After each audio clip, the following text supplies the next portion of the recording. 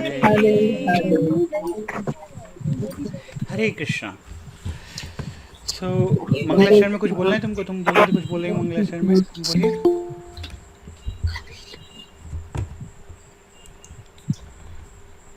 मंगलाचरण में कुछ बोल रहे थे कुछ।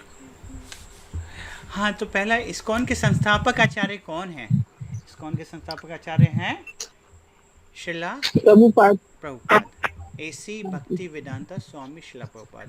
उनका नाम था अभय चरण, अभय चरण भक्ति वेदांता स्वामी शिला प्रभुपाद। ठीक है। श्रद्धावान बुक के लेफ्ट हैंड पे जहाँ पे इंट्रोडक्शन है, मंगलाचरण के पहले वाला पेज पे आपको मिल जाएगा। कृष्णा कृपाश्री मूर्ति श्रीला अभय चरण रविंद्र भक्ति वेदांत स्वामी प्रभुपाद। ओके। ये है प्रभुपाद का पूरा नाम, ये याद करना। इस्कॉन का फुल फॉर्म क्या है? इस्कॉन का फुल फॉर्म क्या है? ISKCON, इसका फुल फॉर्म क्या है? Sir Prabhu international society for Krishna consciousness, और बंगाली में या हिंदी में बोलेंगे तो आंतर्जातिक कृष्ण भावनामृत संघ। ओके, तो ठीक है। तो ये दो क्वेश्चन हो गए।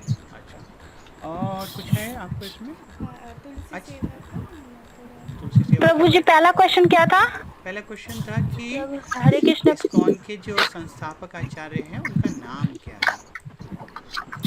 अच्छा, शिला प्रभुपाद, ऐसी भक्ति वेदांता स्वामी शिला प्रभुपाद। Yes. तुलसी सेवा के बारे में नीलाम्बरी में जी कुछ बोल रहे हैं।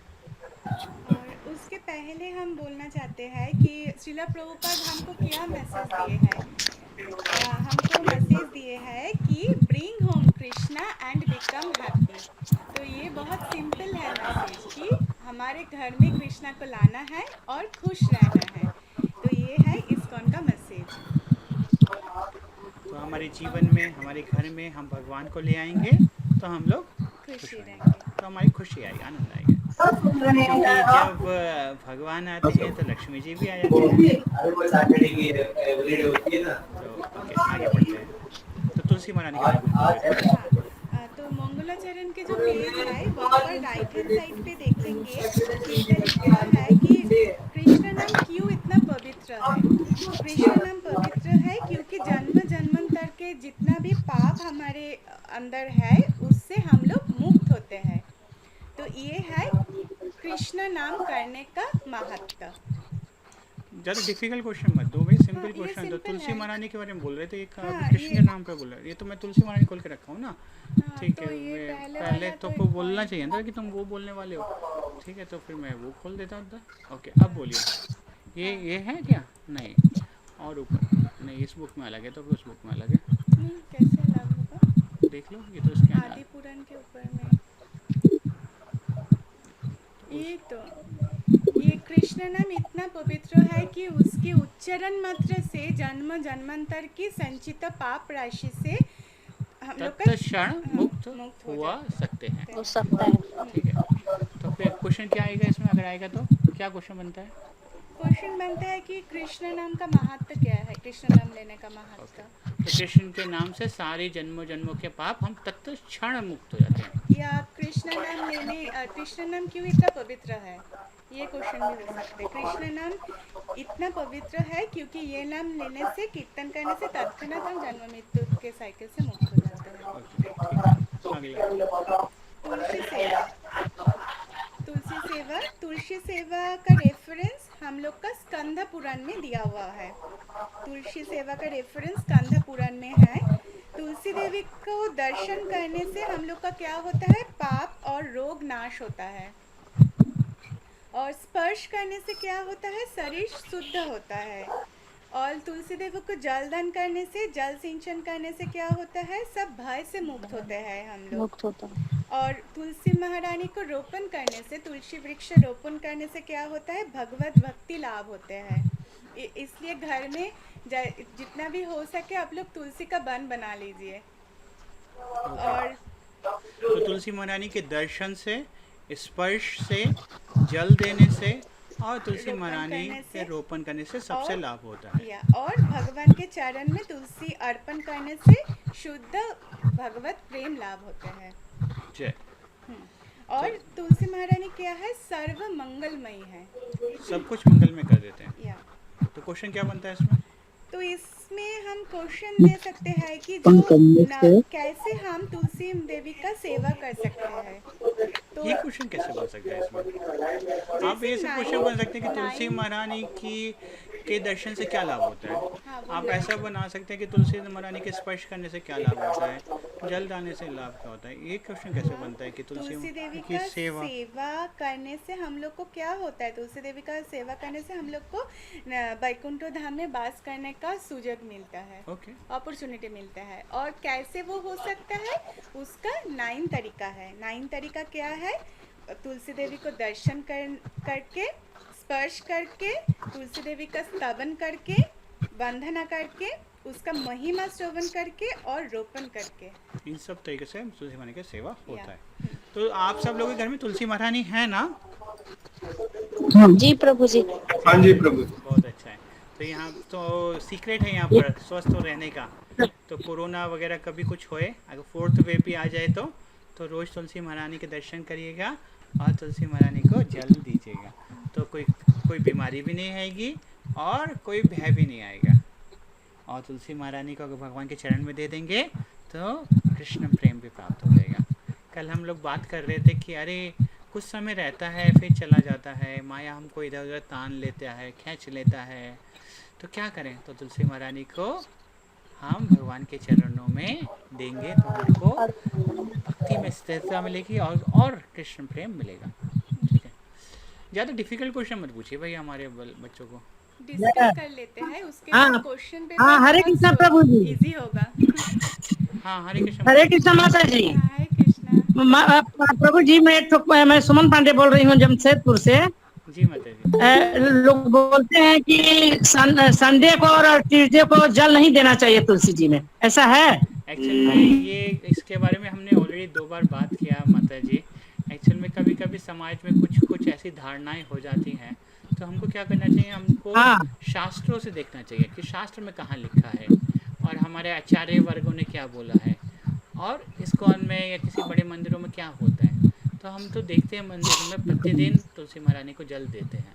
लेकिन अगर किसी कारण से अगर आप दे सकते हैं, प्रतिदिन दे सकते हैं। ऐसा कभी मत सोचिए कि तुलसी महारानी को रविवार को स्पर्श नहीं करेंगे या फिर जल नहीं देंगे। प्रतिदिन तुलसी महारानी को स्पर्श कर सकते हैं, जल दे सकते हैं। ओनली संध्या के समय तुलसी महारानी को नहीं तोड़ते और द्वादशी के दिन तुलसी महारानी को नहीं तोड़ते जी। बाकी और कोई हमने नियम शास्त्रों में नहीं पढ़ा अभी तक कि मंगलवार और रविवार का। ठीक है, इसीलिए हम कर सकते हैं। आपने पूछा बहुत अच्छा है। तो आप बीच अपने मन में कोई भय मत रखिए, कोई डाउट भी मत रखिए। तुलसी महारानी तो सारे भय को दूर करने वाली हैं, तो उनके दर्शन तो कल्याणकारी है, उनको जल देना तो अच्छा ही है, तो चिंता मत करिए। ठीक है ना, आगे बढ़िए जल्दी से। क्वेश्चन सिंपल लगे, ज़्यादा डिफिकल्ट क्वेश्चन मत पूछिए। ये डिस्कस कर रहे हैं हम लोग, क्वेश्चन बहुत ही सिंपल रहेगा। तो ये बेसिक क्वेश्चन हम लोग डिस्कस नहीं करेंगे तो सब लोग। ठीक है, ग्रंथ अध्ययन के बारे में कुछ है क्या? श्री विग्रह दंडवत है प्रणाम। ओके, दंडवत क्या है बताइए। नारदीय पुराण में इसका रेफरेंस है। तो पहले हमको 2 चीज़ समझना पड़ेगा कि पुण्य कर्म क्या है और भगवत भक्ति सुकृति क्या है, वो बता दीजिए। पुण्य कर्म जो और पाप कर्म, भगवान के शास्त्रों में जो नियम दिए गए हैं उन शास्त्रों के अधीन हम कुछ भी काम करते हैं वो हमको पुण्य फल देते हैं, और उनके विपरीत अगर कोई भी काम करते हैं वो हमको पाप फल देते हैं, पाप कार्य कहलाते हैं। उनका फल हो सकता है पर बाद में भी मिले, वो एक हमारे संचित हो जाते हैं कर्मों में। कि अगर हम लोग पुण्य काम करते हैं, शास्त्रों के विधि विधान के अनुसार कोई काम करते हैं तो वो पुण्य संचय होते हैं, और उनके विरुद्ध कुछ काम करते हैं तो पाप संचय होते हैं। तो अगर कोई आपको पूछे पुण्य क्या होते हैं, शास्त्रों के विधि विधान के हिसाब से कोई भी कार्य करना पुण्य है, उसके विपरीत जो कार्य हैं वो पाप है। ठीक है, भक्ति क्या है? भगवान की प्रसन्नता के लिए किया गया कार्य भक्ति है। ठीक है, और पुण्य कर्म करने से पुण्य कर्म टेम्परेरी होते हैं, जैसे स्कूल कॉलेज खुलना, समाज का सेवा करना, जैसे जो नेता लोग करते हैं, हॉस्पिटल खोलना, हाँ, दान ध्यान करना, ये पुण्य कर्म होते हैं। तो पुण्य कर्म करने से क्या होता है ना, वो टेम्पररी फल मिलता है आपको। ज़्यादा से ज़्यादा स्वर्गलोक तक आप जाएंगे तो आपका पुण्य कर्म का जितना भी आपको बेनिफिट है वो भोग करना हो जाएगा, तो फिर से आपको वापस इस धरती में आकर जन्म लेना पड़ेगा। लेकिन जब आप भगवत भक्ति कर रहे हैं, भगवत भक्ति क्या है, नित्य है, परमानेंट है, तो वो करेंगे तो सीधे पोस्टिंग क्या होगा, भगवत धाम में, जहाँ जो भगवत धाम कहाँ पे है, स्वर्गलोक के बहुत ऊपर है। हाँ, तो वहाँ से आपको नहीं आना पड़ेगा वापस, वो भगवान के धाम में आप नित्य रूप में सेवा करेंगे भगवान के। और फिर आपको जन्म मृत्यु, हम लोगों को जन्म मृत्यु बुढ़ापा बीमारी के चक्र में नहीं पड़ना पड़ेगा। ये जो हमारा शरीर है, ये भौतिक शरीर है, भौतिक शरीर है, तो हम लोगों को जन्म मृत्यु बुढ़ापा बीमारी ये सब रहते हैं। लेकिन जब हम भगवान के धाम जाते हैं तो हमको हमारी शाश्वत शरीर प्राप्त होता है, तो फिर हम लोग इस को ये जन्म से मृत्यु बुढ़ापा बीमारी नहीं होता है। ठीक है। और भगवान के सामने नित्य करने से क्या होता है, भगवान के सामने नित्य करने से हमारे जितना भी पाप है वो विनष्ट हो जाता है, कोटि कोटि जन्म के पाप। और कीर्तन, जैसे क्लैपिंग करके जोर जोर से कीर्तन करने से क्या होता है, हमारे शरीर में जितना भी पातक है वो सब दूर हो जाता है। इधर हैंड का जो जितना भी रेखाओं है हमारे, वो रेखा सब चेंज हो जाते हैं। जैसे पेड़ में कोई पक्षी बैठे तो हम लोग क्या करते हैं, अरे चले जा, ऐसे करके हम लोग भगा देते हैं। तो ऐसे हमारे अंदर जितना भी पातक है वो भी पाप कर्म है वो भी चले जाते हैं क्लैपिंग करते हुए। ओके। तिलक और तुलसी माला के बारे में कुछ बोलना है? तिलक और तुलसी माला का बेनिफिट तो सेम है। अच्छा, देखिए, बोलते हैं अगर किसी की कोई व्यक्ति तिलक लगाता है तो क्या होता है, जैसे कोई नारी जिसका पति है, जो विवाहित है, वो अपना सिंदूर लगाती है, तो सिंदूर क्या है, उसके सौभाग्य का चिन्ह है कि उनका पति है ना। वैसे ही कोई व्यक्ति जब तिलक धारण करता है तो यह उसके परम सौभाग्य का चिन्ह है। क्या इसका चिन्ह है कि मेरे पिता हैं, मेरे पिता भगवान हैं, वो मेरे साथ हैं हमेशा। जैसे एक नारी जब ब्याह हो जाता है, मैरिज हो जाता है, तो वो सिंदूर लगाती है कि वो बोलती है कि मेरे पति हैं, मेरा सौभाग्य है और मैं सौभाग्यवती हूँ, भाग्यवती हूँ। वैसे ही जब हम इस तिलक लगाते हैं तो फिर हमको ये है कि कोई भी समझ सकता है कि हाँ, ये भगवान के दास हैं, भगवान इनके साथ हैं। और कभी भी कोई भी यम लोग या यमदूत कोई भी आपके निकट नहीं आएंगे। अगर आपके गले में कंठी और माथे पे तिलक है तो आप पक्का श्योर हो जाइए कि यमदूत वगैरह कभी आपके पास आएंगे नहीं, दूर से प्रणाम करके चले जाएंगे। क्यों? ये उनको यमराज ने ऑर्डर दिया हुआ है, ये स्टैंडिंग ऑर्डर। हरि बोल प्रभु, बहुत अच्छा बोले, हरि बोल। हरे कृष्ण, प्रणाम। और ऐसा भी लाइक बहुत सारे इंसिडेंसेस डिवोटीज के साथ भी हुआ है कि तिलक देख के वो कोई भी कुछ खराब इंसिडेंस होने वाला है तो वो थक जाते हैं कि अरे ये तिलक पहना हुआ है, किस दूसरे के मन में थोड़ा डर आ जाता है कि अरे ये तिलक पहने हुए हैं। तो ऐसा होता है प्रैक्टिकली, हमारे डिवोटीज के लाइफ में भी हम लोग एक्सपीरियंस किए हैं। और चैतन्य महाप्रभु ने बोला कि जिसके कपल पे तिलक नहीं रहता है, दादा संग में तिलक धारण नहीं करते हैं, वो ससन समान है, वो डेड बॉडी है, ऐसा बोलते हैं। डेड बॉडी है, ऐसा है। ठीक है, तो आगे क्या बढ़ते डेड और मृत शरीर के समान है।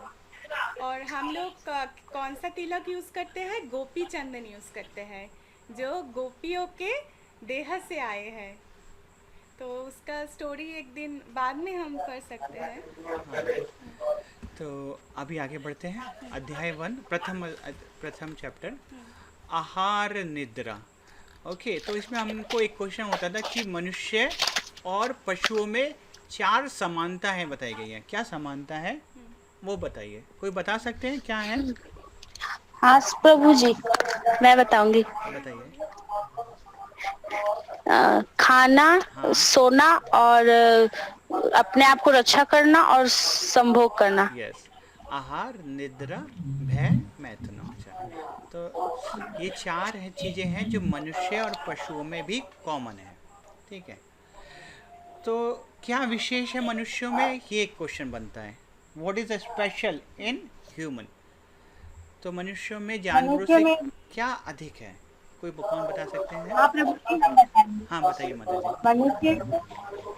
मनुष्य को मतलब ये सब के बावजूद यदि उसके अंदर कुछ है पावर, तो उसका जिज्ञासा है कि हम लोग के संग ये दुख क्यों, हम लोग के संग ऐसा क्यों हो रहा है। हम लोग को ये मतलब प्रभु से क्वेश्चन करने का हम लोग के अंदर वो जो ज्ञान है, ये पशु के अंदर नहीं है। जी बिल्कुल सही। तो मनुष्य ही सोच सकता है कि अरे मेरे जीवन में कष्ट क्यों आ रहे हैं, ये संसार किसने बनाया, कौन इसका निरंतक है, कौन हम लोगों को इस शरीर में दिया। तो ये सारे क्वेश्चन केवल मनुष्य ही कर सकते हैं।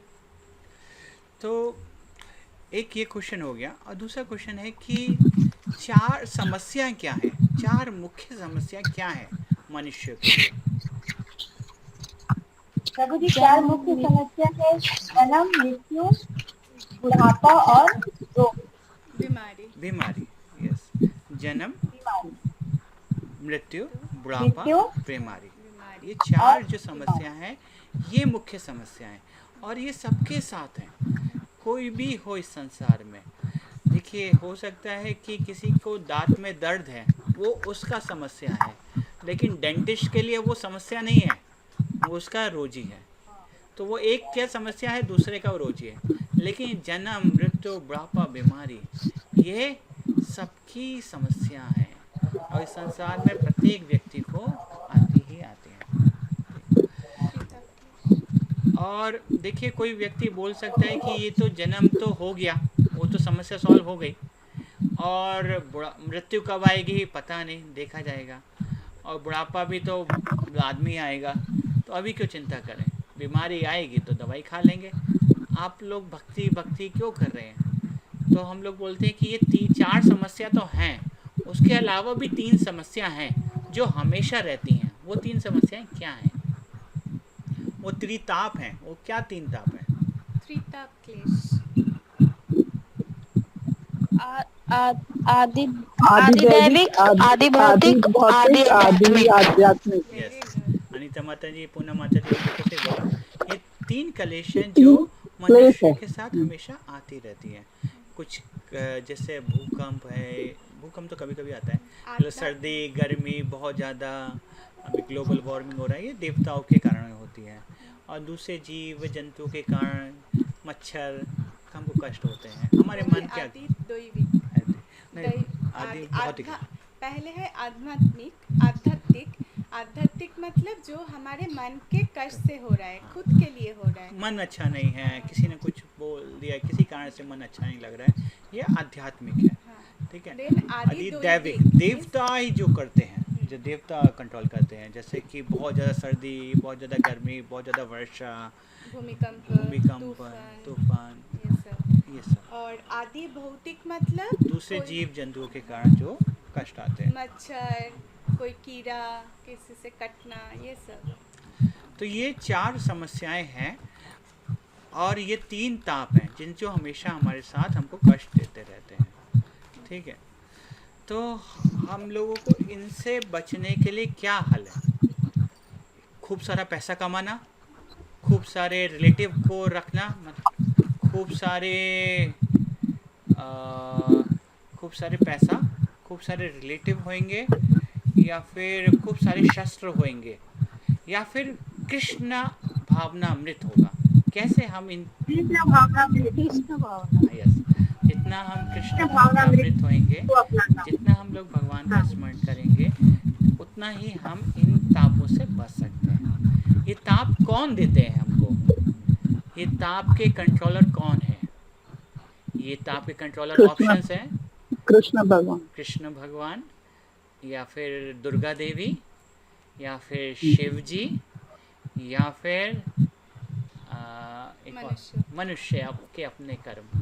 तो देखिए ये थोड़ा सा कंफ्यूजिंग क्वेश्चन हो गया। देखिए शिव जी दुर्गा देवी भगवान कृष्ण के ही कंट्रोल में सब कुछ हो रहा है, लेकिन जो दुर्गा देवी हैं वो एक्चुअल कंट्रोलर हैं, जो हमको ये कष्ट देती हैं। और ये कष्ट क्यों देती हैं दुर्गा देवी? क्योंकि वो एक जेलर के समान है, और वो इस संसार रूपी जेल के जेलर हैं, और वो हमको यहाँ पर अलग अलग तरीके से कष्ट देती हैं, जिससे कि हम भगवान के और नज़दीक जाएं। ठीक है, अभी आगे देखते हैं। ओके, अगला क्वेश्चन है तुम्हारे पास कुछ? सेकेंड वीक पे इसमें भी और क्वेश्चन होगा ना? पार्श्विक कर्म हो गया, मूर्ख और गाधा किसको बोलते हैं? क्वेश्चंस कहाँ हैं इसके, इस अध्याय के? लास्ट में होगा। ये तो चैप्टर 2 आ गया, अध्याय 2 वीक 2 आ गया। वीक 1 में क्वेश्चन नहीं है क्या? कहाँ है? से अलग से दिख रहा है कुछ, इधर तो क्वेश्चन हाँ यहाँ तो है क्वेश्चन। ये चैप्टर, ये पेज स्कैन नहीं हुआ इसमें, मतलब स्कैनिंग नहीं हुआ क्या? नहीं। तो हमने 3 ताप के बारे में बात कर लिया, और पशुओं में और मनुष्य में 4 कर्म क्या क्या कॉमन है। अच्छा, एक क्वेश्चन है, किसको मूढ़, किसको धूर्त या गधा कहते हैं? मूढ़ा कौन है? प्रभु जी। यस, बोलिए माता जी। तो समय रहते ईश्वर को समझ में मतलब कि वो समझ नहीं सकता, जो अपना ऐसे ही मतलब जीवन व्यतीत कर देता है, वो अभी समय रहते भगवान की भक्ति मार्ग में नहीं जा रहा है, भगवान की वो प्रार्थना नहीं कर रहा है, तो वो उसको ही मूर्ख और धूर्त कहते हैं। अच्छा, ठीक है माता जी, थैंक यू। और कोई बोलना चाहते हैं? मैं बोलूं? यस, बोलिए माता जी। जो लोग हमेशा पैसा के पीछे भागते रहते हैं, हाँ, जितना जरूरत है उतना पैसा नहीं कमाते, उससे ज्यादा कमाने की तो कोशिश करते पैसा हैं। की कोशिश करते हैं, अपना गुरुत्वपूर्ण समय भगवान के नाम पे बिताते नहीं है। हाँ, मैं आपको एक एग्जांपल देता हूँ। ये एग्जांपल सुनेंगे तो आपको हमेशा याद रहेगा कि मूर्ख कौन है। यदि मान लीजिए किसी के पास मर्सिडीज कार है, मर्सिडीज कार तो बहुत महंगी कार आती है, करीब 50 लाख की जो आती है, वो मिनिमम वर्जन जो है 50 लाख का आता है। अगर किसी का मर्सिडीज कार है और मर्सिडीज कार को लेकर वो गांव में जाकर खेत जोतने लगे, तो आप उसको क्या बोलेंगे? बोलेंगे बेवकूफ़ है ना? बोलेंगे अरे मर्सिडीज कार नहीं मिला इसको खेत जोतने के लिए। तो वैसे ही कोई अगर मनुष्य शरीर जिसको मिला है, और वो मनुष्य शरीर खाली पैसा कमाने में या इंद्र तृप्ति को भोगने में अगर कोई व्यतीत करता है, तो वो भी मूर्ख है, क्योंकि मनुष्य शरीर बहुत ही रेयर है, बहुत ही महत्वपूर्ण है, उसको हमको भगवान की सेवा में लगाने का प्रयास करना चाहिए। अगर उस शरीर को हम भगवान की सेवा में, भगवान की भक्ति में नहीं लगा रहे हैं और भोगों को में लगा रहे हैं, वो वैसे ही है अगर कोई व्यक्ति मर्सिडीज कार लेकर खेत जोतना लगे। ठीक है, तो मूर्ख कौन हुआ? जो मनुष्य शरीर को भगवान की भक्ति में न लगाकर भोगों में लगाता है, पैसा कमाने में वेस्ट करता है, या फिर इधर उधर के कामों में लगाता है, भगवान का भक्ति नहीं करता, वो मूर्ख है। या फिर आप सब बोल सकते हैं जो अपने शरीर को खाली भोजन, खाना, आहार, निद्रा, भय, मैथुन, कहाँ मेरा खाना है, कहाँ मेरे से सोना है, कैसे मुझे बच्चे पैदा करने हैं, कैसे मुझको भोग मिलेगा, इन सब चीज़ों में ही लगाता है, तो वो मूर्ख है, वो पशु के समान है, गधा है, क्योंकि गधे की तरह काम कर रहा है। ठीक है, तो ये पहला अध्याय हो गया। दूसरा अध्याय जो था, जो सेकेंड वीक था, उसमें डार्विन का मतलब ओके, डार्विन का था कि कैसे डार्विन जो थे भाई, डार्विन का पतन हुआ। बताइए, बोलिए, माइक में बोलिए। तीन गुण वहाँ पर एक्सप्लेन किया हुआ है। 3 गुण क्या क्या है हम लोग के जो कंट्रोल करते हैं। अच्छा, दुर्गा देवी के त्रिशूल के 3 एजेस, 3 एजेस। हाँ, कोई सही बोल रहे थे, पूनम माता जी आप सही बोल रहे थे। सत्गुण, रजोगुण, तमोगुण। सतोगुण, रजोगुण, तमोगुण, ये 3 गुण जो है, 3 रोप्स हैं जिसके द्वारा माया देवी हमको कंट्रोल करते हैं। हम तो लोग मैच द फॉलोइंग दे सकते हैं कि सत्य गुण के रिप्रेजेंटेटिव कौन सा एनिमल है। तमोगुण के रिप्रेजेंटेटिव कौन सा एनिमल है। हाँ, तो बानर के बानर कौन से रिप्रेजेंटेटिव है, कौन से गुण का। हाँ, तो ऐसे मैच दी फॉलोइंग दे सकते हैं और वह सही आंसर भी रहेगा, गलत आंसर भी रहेगा कि ए के रेस्पेक्ट में कौन सा सही आंसर है, बी के रेस्पेक्ट में कौन सा सही आंसर है, ऐसे भी रह सकता है। तो सत्वगुण का रिप्रेजेंटेटिव कौन है, गौ माता, गाभी। रजोगुण के कौन है, लायन, सिंह। और बानर है तमोगुण के रिप्रेजेंटेटिव। तो रिपीट करती हूँ, सत्वगुण मतलब जो ब्राह्मण लोग के गुण हैं। तो गाभी गौ माता का ब्राह्मण जैसा गुण है उनके अंदर, तो इसलिए सत्वगुण। रजोगुण मतलब जो किंग्स वगैरह होता है, क्षत्रिय होते हैं, है तो क्षत्रिय का रजोगुण होते हैं। तो वो रिप्रेजेंटेटिव कौन है, सिंह, लायन। और तमोगुण मतलब जो दूसरे के अधीन में काम करते हैं और जिसका चेतना बहुत कम है, तो वो होता है शूद्र लोग।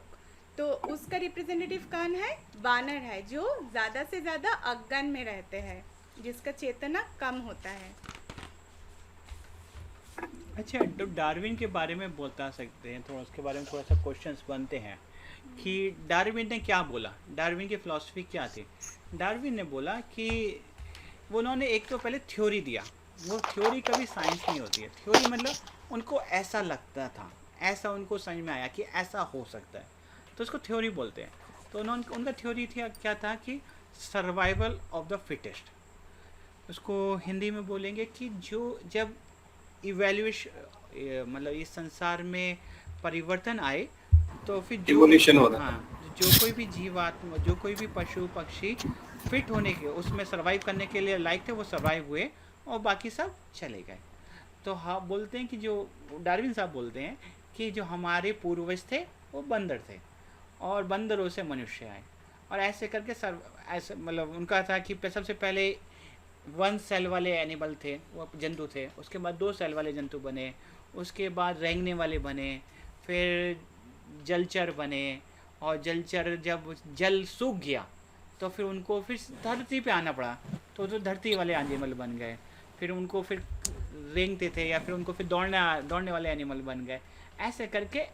लेकिन प्रभुपाद जी ने उनको रिफ्यूट किया। प्रभुपाद जी ने उनको कैसे रिफ्यूट किया, तो बोलते कि अगर सर्वाइवल ऑफ द फिटेस्ट अगर फिलॉसफी आप देते हैं तो हम तो देखते हैं कि इस समय सारी तरह के जीव जंतु हैं, तो जलचर भी हैं, स्थलचर भी हैं, और एक सेल वाले एनिमल भी हैं, सब कुछ है। तो ऐसा कैसे हो सकता है अगर आपकी फिलॉसफी है? तो फिर वो नहीं, इसका बात का कोई उनके पास जवाब नहीं था। और उन्होंने बोला था कि कुछ लुप्त हो गए, और अगर हमारे पूर्वज बंदर है तो बंदर तो लुप्त हुए नहीं, बंदर तो आज भी है। हाँ, तो ये प्रकृति के नियम के हिसाब से चलता है। अगर ये कोई भी है तो उसका कंट्रोलर कौन है, तो प्रकृति है। प्रकृति भगवान के नियंत्रण में काम कर रही है। तो ऐसा करके प्रभुपाद जी ने, तो बहुत सारे लोग बोलते हैं कि अरे वैज्ञानिक लोग बाद में बताएंगे, बाद में खोज करके बताएंगे। तो प्रभुपाद जी एक चीज़ और बोलते हैं, अरे कि उनका क्या था कि जो ये जीवन आया है वो भौतिक तत्वों से बना है। तो मनुष्य जीवन या फिर कोई भी जीवन है वो भौतिक तत्वों से बना है। हम लोग भी बायोलॉजी में पढ़ते थे कि अगर आप कुछ चीज़ों को एक साथ कई दिन तक रख दें तो वहाँ पर कुछ जीव जंतु पैदा हो जाएंगे। और अगर भौतिक बेवकूफ़ी बड़े बुद्धि से देखें तो ऐसा देखते भी कि अगर आप कुछ खराब कूड़ा वगैरह रख दें तो वहाँ पर जीव जंतु कीड़ा वगैरह उत्पन्न होते हैं। लेकिन देखिए प्रभुपाद जी बोलते हैं कि आप ये सेल लीजिए, केमिकल लीजिए, और लेबोरेटरी में आप कोई भी एनिमल बना के दिखाइए, तो फिर वो नहीं बना सकते। वो क्या बोलते हैं कि हम लोग फ्यूचर में बना देंगे, फ्यूचर में बना देंगे। अभी कोई बोल सकते हैं प्रभु जी अरे अभी तो हमने देखा कि अमेरिका में उन्होंने एक भेड़ को बनाया डॉली नाम के, या फिर उन्होंने कुछ अभी जो ह्यूमन जो हाँ टेस्ट ट्यूब बेबी या फिर जो ह्यूमन के पार्ट्स वगैरह बनाने की कोशिश कर रहे हैं और बनाने में सक्सेसफुल हुए हैं। लेकिन उन्होंने जो कुछ भी किया है वो ह्यूमन बॉडी को लेकर ही किया है। तो या इस जो भी केमिकल यूज़ कर रहा है वो तो नेचर से ही मिल रहा है बनाने के लिए, वो केमिकल तो वो तैयार नहीं कर पा रहे हैं। कोई नया कुछ एलिमेंट तैयार कर रहा है तो वो तैयार करने के लिए भी उसको नेचर से कुछ एलिमेंट लेकर तैयार करना पड़ रहा है, खुद से नहीं बना पा रहा है। तो इसलिए प्रभुपाद ने बोला कि ये पोस्ट डेटेड चेक के माफिक है। पोस्ट डेटेड चेक मतलब कि बाद में बता देंगे, बाद में नहीं, हो जाएगा। जिस चेक में डेट, एक्चुअली एक चेक में 3 महीना का डेट रहता है वैलिड। तो आपको कोई चेक दिया है, जो चेक आज का डेट में या आपके 3 मंथ्स बिफोर का डेट नहीं है, वो भविष्य का कोई डेट दिया हुआ है। सपोज आज है 25, तो आपका चेक में लिखा हुआ है 30 जून। तो 30 तारीख का जून का चेक आप कोई भी बैंक पे जाएंगे तो 25 तारीख में आपको क्लियरेंस नहीं मिलेगा। तो ये होता है पोस्ट डेटेड चेक। तो वैज्ञानिक जब लोग बोलते हैं कि हम लोग आपको फ्यूचर में बताएंगे, फ्यूचर में हम लोग खोज करके बना देंगे और फ्यूचर में, तो प्रभुपाद जी बोलते हैं ये तो आप पोस्ट डेटेड चेक दे रहे हैं। पोस्ट डेटेड चेक का कोई वैल्यू नहीं है। आज की तारीख में आप बताइए क्या है आपके पास, तो उनके पास कोई, उनके पास एक्सप्लेनेशन नहीं है। तो प्रभुपाद जी बहुत ही सुंदर से बताते हैं कि, और एक और प्रभुपाद जी एग्जाम्पल देते हैं, लॉजिक देते हैं कि खोई हुई खड़ी। तो जो जीव आत्मा, वो बोलते हैं कि ऐसे उनका विकास हुआ, एक जीव जंतु से दूसरा जीव जंतु आया, उससे तीसरा। तो ऐसा हम लोग कई बार देखते हैं कि जो बीच में है वो मिसिंग कड़ी कहीं नहीं मिला, कि इससे वो आया।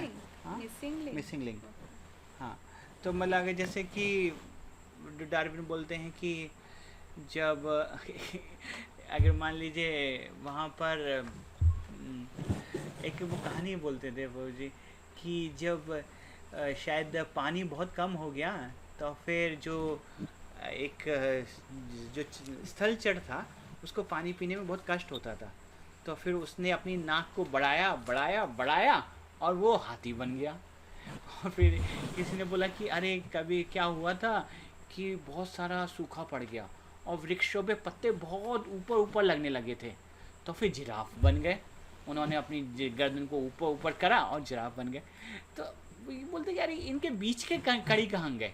अगर ठीक है, अगर एक पहले वो ऐसे मान लीजिए कुत्ता था और कुत्ते ने देखा कि वो वृक्षों में, या फिर एक मान लीजिए गाय था, उसने देखा कि अरे बहुत घास नहीं है, पत्ते खाने पड़ेंगे और पत्ते भी बहुत ऊपर लग रहे हैं। तो फिर गाय ने अपनी गर्दन बड़ी करी और जिराफ बन गई।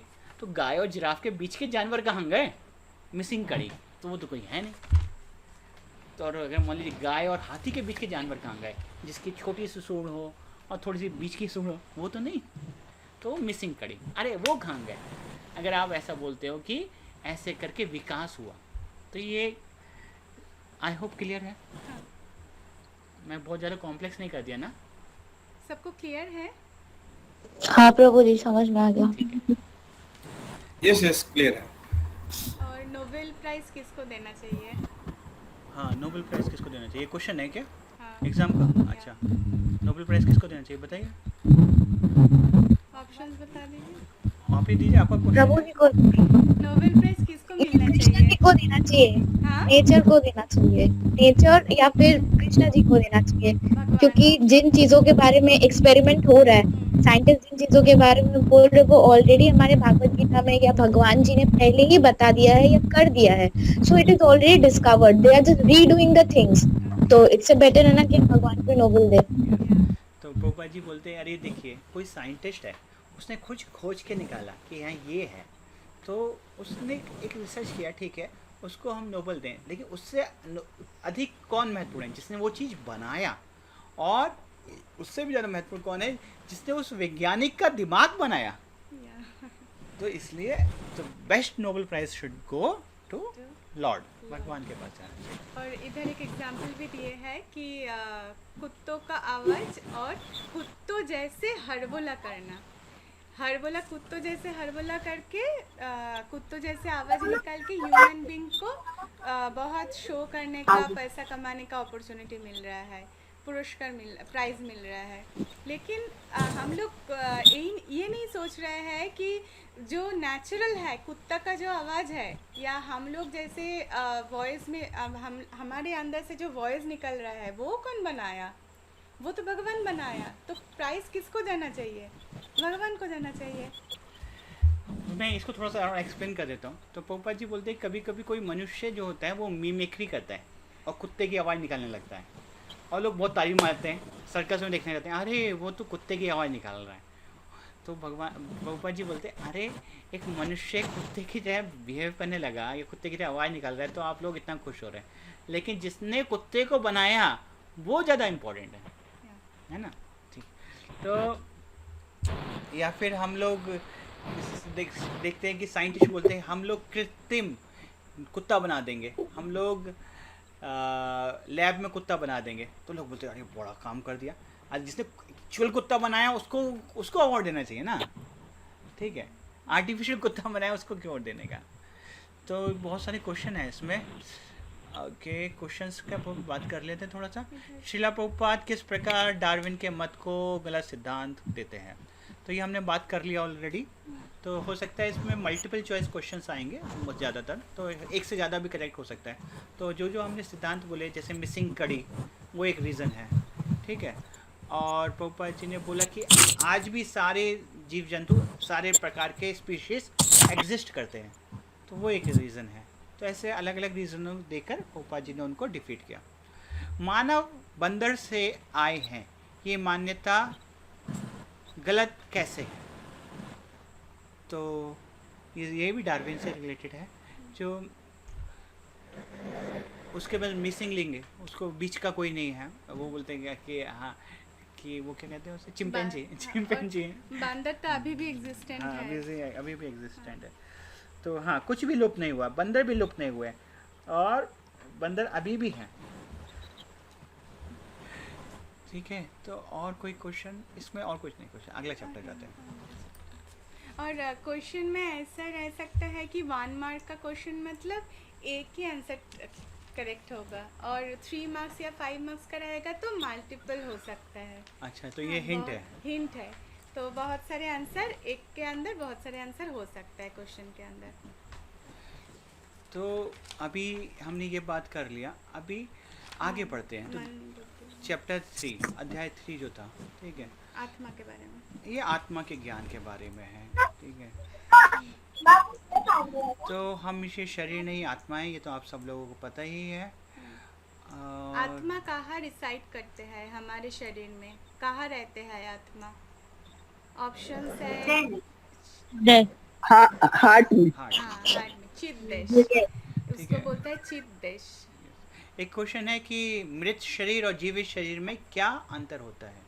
जो मृत शरीर है उसके भी पास 2 हाथ 2 पैर सब कुछ है, एवरीथिंग है, वेट भी कर लें तो ऑलमोस्ट सेम है। तो फिर मृत शरीर और जीवित शरीर में क्या भेद है, क्या मिसिंग है? चेतना, शरीर होता है वो, और जो आत्मा रहता है वो नश्वर आत्मा, आत्मा, यस, आत्मा में आत्मा की चेतना हाँ, आत्मा चेतना भी बोल सकते हैं, चेतना आत्मा का ही गुण है, ठीक है। एक्चुअली उसको बोलते हैं, एग्जैक्ट टर्म है चेतन शक्ति। आत्मा को बोलते हैं चेतन शक्ति, जो हमारे पूरे शरीर में फैल जाते हैं। यस, और शरीर में किस प्रकार से निरंतर चेंज होते रहते हैं, उसके बारे में क्या क्या चेंज थे। 4 शरीर में जो चेंज होते हैं, जन्म होता है, जन्म, ग्रोथ मृत्यु। होता है, ऐसे करके ऐसे ऐसे करके याद रखना सिंपल होगा। जन्म, मृत्यु, ग्रोथ, ग्रोथ, डिके, डिके, स्थिति, सृष्टि, हाँ, ठीक है। ये 4 जो मनुष्य शरीर में चेंज होते रहते हैं। मीन्स जन्म हुआ, मृत्यु हुआ, वृद्धि हुआ, स्थिति हुआ, एक जगह पे थोड़ा स्थिति हुआ, सृष्टि हो रहा है उनसे, और क्षय हो रहा है शरीर का। अच्छा, एक कोई व्यक्ति बोले कि हम कैसे बोल सकते हैं कि हम ये शरीर नहीं आत्मा है, तो क्या बोलेंगे?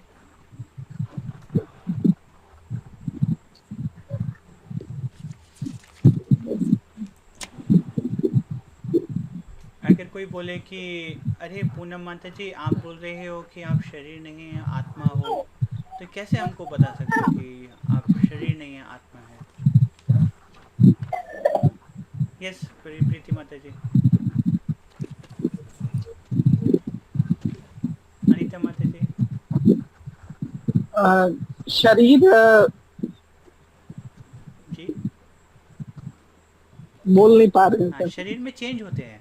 अगर आप अपना बचपन का फोटो देखेंगे तो लगेगा हाँ Yes. अलग है, और अभी आपका फोटो अलग हो गया, तो शरीर में चेंज हो गए, लेकिन हम वही हैं। अगर आप देखें तो आपका आइडेंटिटी वही है।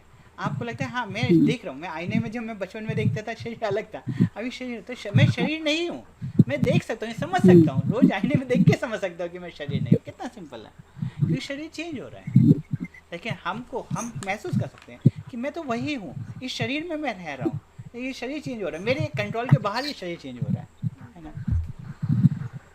और कोई बता सकते हैं कुछ इसके बारे में? और एक रेफरेंस था जहाँ से पता चलता है कि कैसे, मीन्स एग्जाम्पल था कि एक देह से दूसरे देह में आत्मा कैसे परिवर्तन करते हैं, जाते हैं, ट्रांसफ़र होते हैं, तो उसका एक एग्जाम्पल था। कौन बता पाएंगे? क्वेश्चन है कि कैसे आत्मा एक शरीर से दूसरे शरीर में जाता है, उसको एक उदाहरण। जैसे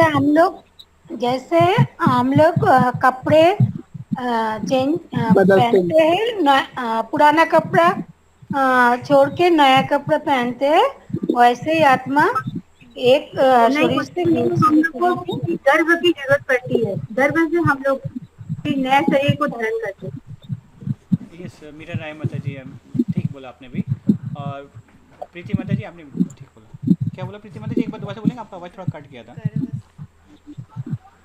प्रभु जी, जैसे कि हम लोग जब नया शरीर को धारण करते हैं तो हम लोग को गर्भ की आवश्यकता पड़ती है, हम लोग किसी गर्भ से हम लोग फिर नया शरीर को धारण करते हैं। यस, और वो हाँ वो भी ठीक है, कोई भी किसी माता के गर्भ से आते हैं, और जो माता मीरा राय माता जी ने बोला वो एग्जाम्पल भी ठीक है कि जब कभी भी, जैसे एग्जाम्पल ये भागवत गीता में ही आता है, वासांसी जीर्णानि यथा विहाय, वासांसी जीर्णानि, जब ये वस्त्र हैं जीर्ण हो जाते हैं तो हम उन वस्त्रों को छोड़ के नए वस्त्र प्राप्त करते हैं, वैसे ही जब ये शरीर बूढ़ा हो जाता है, काम करने लायक नहीं रहता, तो आत्मा इस शरीर को छोड़कर दूसरे शरीर में चले जाते हैं।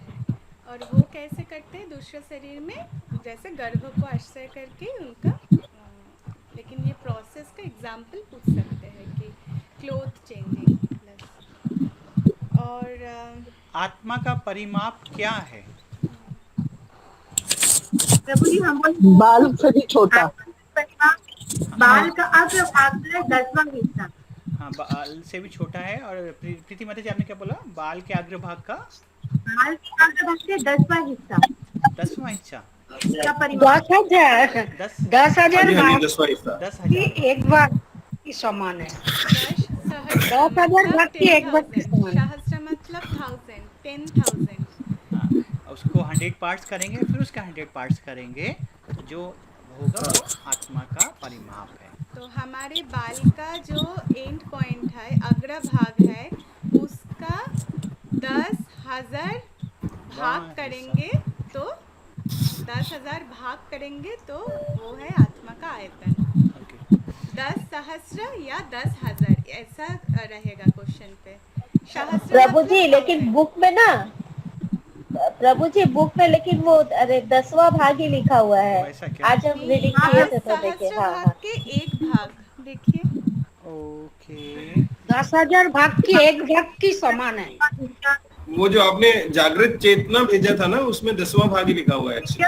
ओके, 10वां पीडीएफ में जो भेजा था वो एक्चुअल में क्या हुआ, वो गूगल ट्रांसलेटर यूज़ किया था तो उसने गूगल ट्रांसलेटर ने गड़बड़ कर दिया। ओके ओके, 1 ठीक है, by we'll make 10,000, correction. 1 by 10,000 ऐसा याद रखना। 10,000 ठीक है, 10,000 के एक भाग। ओके, 10,000 का एक। हाँ, बाल के अग्रभाग के 10,000 के एक भाग। ठीक है, तो आगे बढ़ते हैं।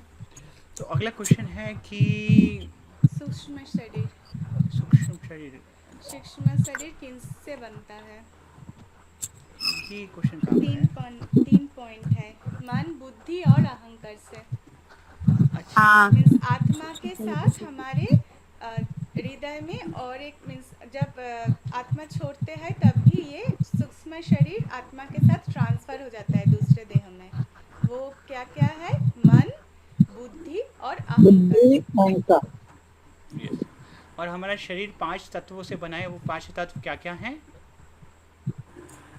आग, जल, यस, वायु, यस, वायु, आकाश, अग्नि, धरती। अग्नि, धरती। यस, ये पंच महाभूत भी कहलाते हैं, जिनसे ये संसार बना है, उन्हीं से हमारा ये शरीर बना है। जब हम लोग ये शरीर छोड़ते हैं तो ये हमारा शरीर उन्हीं पंच महाभूत में वापस विलीन हो जाता है। अग्नि, भूमि, मरुत, भूम और आप याद करना चाहते हैं तो वैसे याद कर सकते हैं। सबसे पहले आकाश, ठीक है, आकाश के बाद आकाश मतलब बोम, बम, ठीक है, आकाश, आकाश के बाद वायु, वायु, वायु के बाद जल, जल, अग्नि और पृथ्वी। पृथ्वी, भूमि। भूमिर आपको अनल ऐसे करके श्लोक है, मुझे श्लोक से इसे याद नहीं रहा, तो श्लोक से भी याद करेंगे तो अच्छा है। ठीक है, तो आत्मा का परिमाप हो गया। आत्मा किस प्रकार एक शरीर से दूसरे शरीर को धारण करता है, हो गया। औषधि के उदाहरण को व्याख्या करिए। क्या था औषधि का उदाहरण?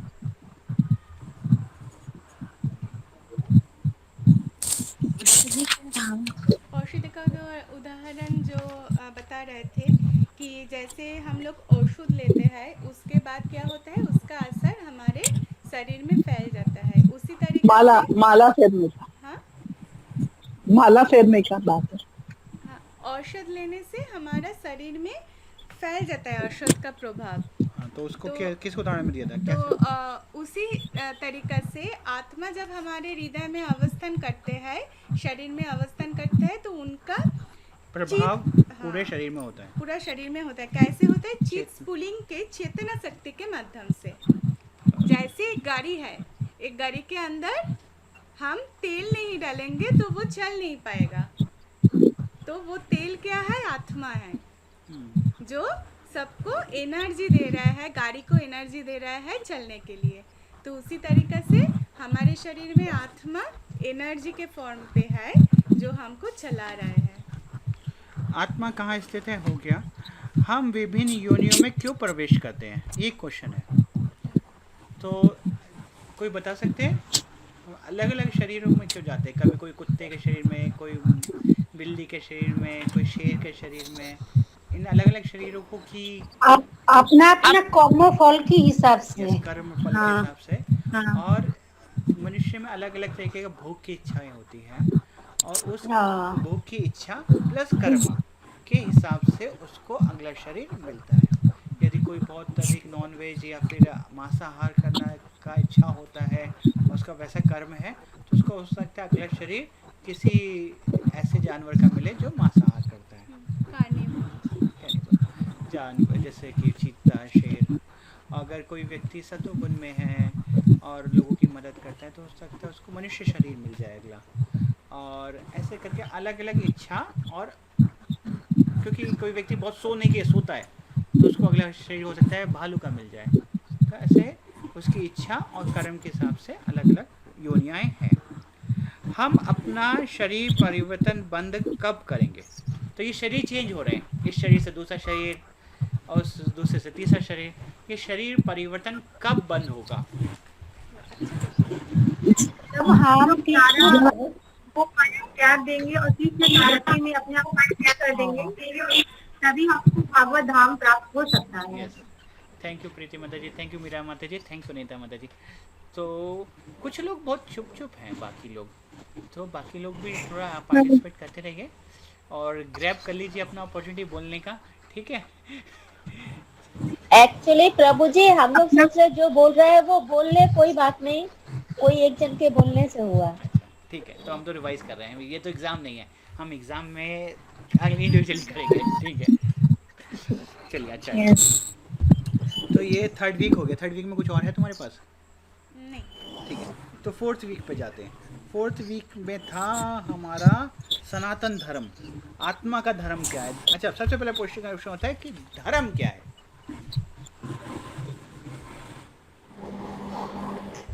आत्मा का धर्म भगवान का नित्य सेवा करना। अच्छा, आत्मा का धर्म है भगवान की नित्य सेवा करना, ठीक है। हम धर्म बोलते हम कोई विश्वास को समझते हैं, विश्वास को समझते हैं। अच्छा, हाँ, तो ये हमने बात भी किया था। विश्वास को तो बोलते हैं। देखिए, जो फेथ है और धर्म है वो थोड़ा अंतर है। विश्वास आदमी का हो सकता है चेंज हो जाए, लेकिन धर्म चेंज नहीं होता। धर्म उसका शाश्वत उसके साथ है। जैसे चीनी का धर्म सर ये है। बोल सकते हैं धर्म is a characteristic of any object, yes, characteristic which cannot be separated from that element. तो किसी का ऐसा गुण जो उस चीज़ से अलग नहीं किया जा सकता, वो उसका धर्म है। जैसे चीनी का धर्म क्या है? मिठास। अग्नि का धर्म क्या है? जलाना या प्रकाश, ताप और प्रकाश, ये अग्नि का धर्म है। तो हर एक व्यक्ति का, हर एक जीव पदार्थ का कुछ धर्म है जो उसके करेक्टरिस्टिक है, मूल करेक्टरिस्टिक है, वो उसके धर्म है। फेथ क्या होता है? वो चेंज होता है। आज हो सकता है उसका विश्वास दुर्गा देवी में है, कल हो सकता है उसका विश्वास शिव जी में आ जाए, परसों हो सकता है उसका विश्वास भगवान श्री कृष्ण में आ जाए। हो सकता है आज इस धर्म को पालन कर रहा है, कल दूसरे धर्म को पालन कर रहा है। ये विश्वास है, ये धर्म नहीं है, वो विश्वास है। धर्म क्या है? जो उसका वास्तविक गुण है, जो उसके साथ हमेशा रहेगा। और जीवात्मा का गुण है भगवान की सेवा करना, सेवा करना।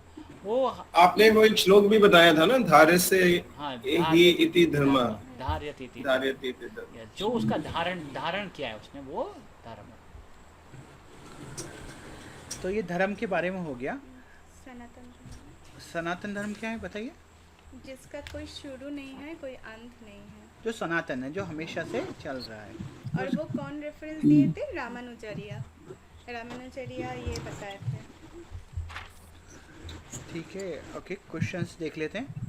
क्वेश्चन है, सनातन धर्म किसको कहते हैं? जो शाश्वत है, जो हमेशा रहता है, जो उस पदार्थ का गुण है, जो हमेशा उसके साथ रहे। इसके संदर्भ में श्रीपाद रामानुजाचार्य का क्या कथन है? क्या कथन था? तो वैसे बोल दीजिए। रामानुजाचार्य, जिसका कोई शुरू नहीं है, कोई अंत नहीं है। जिसका ना आदि अंत नहीं है। तो ये क्वेश्चन है जो आपने पूछा था ना, फेथ। तो रिलीजन और धर्म में क्या अंतर है? फेथ और रिलीजन क्या है? अगर हम लोग इसको हिंदी भाषा में बोले तो एक भौतिक विश्वास और धर्म में क्या फर्क है? धर्म सनातन है, हमेशा उसके साथ रहेगा, और फेथ जो है वो चेंज होता रहता है। ठीक। और धर्म सनातन धर्म के एग्जाम्पल भी दिया हुआ है। क्या है? धर्म को बोला गया है कि डिक्शनरी के माफिक है, जहाँ पे हम लोग को बहुत कुछ मिलने वाला है। लेकिन सनातन धर्म क्या है? ऑक्सफोर्ड का डिक्शनरी है। अरे वो है एक्चुअल में कि कभी कभी हम बोलते हैं कि इस संसार में तो बहुत सारे धर्म हैं, जैसे इस्लाम धर्म है, क्रिश्चियनिटी धर्म है और सनातन धर्म है। तो इन सब को कैसे हम लोग तुलना कर सकते हैं? तो देखिए, अच्छा, ये इसके बारे में शायद हमने बात भी किया था, थोड़ा सा और बात कर लेते हैं इसके बारे में। जब भगवान अलग अलग समय में आए, या भगवान ने अपने पार्षदों को भेजा, जैसे पैगंबर, तो फिर उन्होंने उस समय के हिसाब से लोगों को उपदेश दिए, जैसे कि वो कितना समझ सकते थे। अभी जब इस्लाम धर्म का स्टार्टिंग हुआ, पैगंबर आए, तो उस समय लोग का जो स्टैंडर्ड था, जितनी उनकी समझ थी, उस हिसाब से उन्होंने इंस्ट्रक्शंस दिए। उन्होंने इंस्ट्रक्शंस दिए कि जो केवल अपनी वाइफ को साथ ही संग करना है और दूसरे का संग नहीं करना, ऐसे इंस्ट्रक्शंस दिए। उन्होंने बोला कि मैं गॉड का मैसेंजर हूँ। लेकिन जब भगवान श्री कृष्ण आए तो उन्होंने बोला कि मैं भगवान हूँ। ठीक है, बाकी किसी ने ऐसा नहीं बोला कि मैं भगवान हूँ। और भगवान ने बोला कि अर्जुन, तुम मेरे सखा हो, इसलिए मैं तुमको ये ज्ञान दे रहा हूँ, और इसके बाद और कुछ जानने की ज़रूरत नहीं है। तो जैसे कि एक ऑक्सफोर्ड डिक्शनरी है, उसमें सारे शब्द हैं, और एक पॉकेट डिक्शनरी है जिसमें हमारे को लिमिटेड शब्द है। तो भगवान ने उस समय के हिसाब से जितना लोगों की क्षमता थी, उस हिसाब से उन्होंने कोई इंस्ट्रक्शन दी। तो ये हम लोग बोल सकते हैं। तो इनको हम जनरली ज़्यादा नहीं बोलते, क्योंकि हो सकता है कुछ लोग माइंड करें कि अरे हमारे धर्म को नीचा दिखा रहे हैं। ऐसा नहीं है। लेकिन देखिए, अब कोई प्राइमरी स्कूल में पढ़े, कोई हाई स्कूल में पढ़े, या कोई कॉलेज में पढ़े, उसमें सब में हमारे को क्या है कि भगवान से प्रेम कैसे करना है। कोई भी कंसेप्ट है, कॉन्सेप्ट वही रहेंगे। मैथ्स अगर 2+2 करना है तो सेम कंसेप्ट रहेगा, लेकिन उसके बाद और कंसेप्ट ऐड होते रहते हैं। तो वो भी गलत नहीं है, वो एक स्तर पे है, उसके फर्दर और अंडरस्टैंडिंग है। लेकिन प्रॉब्लम क्या है, हम लोग जो है उसको ना समझकर हम उसको गलत समझने लगते हैं, इसलिए एक धर्म के लोग दूसरे धर्म से लड़ने लगते हैं। प्रभुपाद जी बोलते थे कि क्या टेस्ट है कि हम अपने धर्म को सही से पालन कर रहे हैं, तो कहते हैं कि हमारा भगवान के प्रति कितना प्रेम बढ़ रहा है, उससे हम लोग टेस्ट कर सकते हैं। तो धर्म का अर्थ हो गया, जीव का शाश्वत गुण हो गया। इस जगत में जीव किन किन का सेवा करता है? क्वेश्चन 5। ऑप्शन 1, इस संसार में जीव अपने माता पिता की सेवा करता है। इस संसार में जीव अपने पति पत्नी की सेवा करता है। इस संसार में जीव अपने पुत्र पुत्री की सेवा करता है। इस संसार में जीव अपने बॉस की सेवा करता है। इस संसार में जीव समाज की सेवा करता है। तो क्या सही है या फिर सब ठीक है? All of the above. All of the above. तो हम लोग सबकी सेवा कर रहे हैं, लेकिन हमको संतुष्टि नहीं होती। संतुष्टि कब होगी? जब हम भगवान की सेवा करेंगे। भगवान केंद्र है। इसको एक्सप्लेन करने के लिए 2 उदाहरण दिए गए थे। वो 2 उदाहरण क्या हैं, वो कोई बता सकते हैं? एक था पानी देना, किसी चीज को पानी देना, वो क्या था? पेड़ के रूट्स में पानी देना चाहिए, और जो पेट में खाना, शरीर की पेट में खाना देना चाहिए। खाना जरूरी है। जैसे हम पेट में खाना खाते हैं तो हाथ पैर हर जगह पे वो खाना पहुंच जाता है। तो वैसे ही जब हम भगवान की सेवा करेंगे तो इस संसार में सबकी सेवा हो जाएगी, सब संतुष्ट हो जाएंगे। हाँ, श्री कृष्ण सेवा करने से सारे भगवान की सेवा हो जाएगी। देव देवियों की और आचार्य वर्गों की सेवा हो जाएगी। पेट का उदाहरण हो गया, किसकी सेवा करने से असली सुख मिलेगा? कृष्ण के। सब जीव का धर्म यदि एक है तो फिर संसार में इतने सारे धर्म क्यों हैं? अगर सब जीवों का धर्म सिर्फ भगवान की सेवा करना है तो इतने सारे धर्म क्यों हैं? क्यों हमारे को इस्लाम है, क्यों क्रिश्चियन धर्म है, क्यों बौद्ध धर्म है, क्यों सिख धर्म है, क्यों जैन धर्म है, क्यों सनातन धर्म है? इतने सारे धर्म क्यों हैं? प्रभु जी, वो एक्चुअली क्या है कि जब कृष्ण भगवान के सामने, मतलब जब उनके सामने सब अपना अपना वो पार्ट में वो डिवाइड कर दिए, सारे भगवान को उनका डिपार्टमेंट दे दिए। तो ऐसा ही समथिंग आप मेरे को हम लोग को बताए थे, कुछ ऐसा ही याद आ रहा है। लोगों की अलग अलग डेवलपमेंट के हिसाब से वो बने हुए। अलग अलग किसके हिसाब से? अलग अलग उनके जो डेवलपमेंट का स्तर है उसके हिसाब से, अलग अलग उनकी जो अंडरस्टैंडिंग है उसके हिसाब से बने हुए हैं। इसके लिए एक उदाहरण जनरली मैं बहुत बार देता हूँ। कोई एक व्यक्ति जो बहुत ज़्यादा सिगरेट पीता है, तो मान लीजिए बंगाल में है और वो दिन का 100 सिगरेट खा जाता है। डॉक्टर के पास गया तो डॉक्टर ने बोला कि साहब सिगरेट बंद कर दो। बोला साहब सिगरेट तो बंद नहीं कर सकता। तो डॉक्टर ने बोला कि ठीक है, आज से केवल दिन का 1 सिगरेट खाना। तो वहाँ पे एक और व्यक्ति बैठा था और बोला कि अरे मैंने आज सुना कि डॉक्टर ने बोला है कि आज से रोज़ 1 सिगरेट खाना। तो फिर देखिए डॉक्टर ने वो इंस्ट्रक्शन दिया था किसको? जो 100 सिगरेट खाता था उसको बोला कि 1 सिगरेट खाओ। डॉक्टर ने ऐसा नहीं बोला कि सब लोग 1 सिगरेट खाओ। तो डॉक्टर ने अलग अलग लोगों के हिसाब से अलग अलग इंस्ट्रक्शन दिए। वैसे ही भगवान ने अलग अलग लोगों के हिसाब से, अलग अलग स्तर के हिसाब से, उस समय के हिसाब से अलग अलग धर्म बनाए। ठीक है, तो ये अध्याय हो गया क्या? और कुछ है इसमें? आज के शिक्षा को आप अपने जीवन में किस प्रकार से अपनाएंगे? ठीक है, ये तो एक स्पेसिफिक क्वेश्चन हो गया।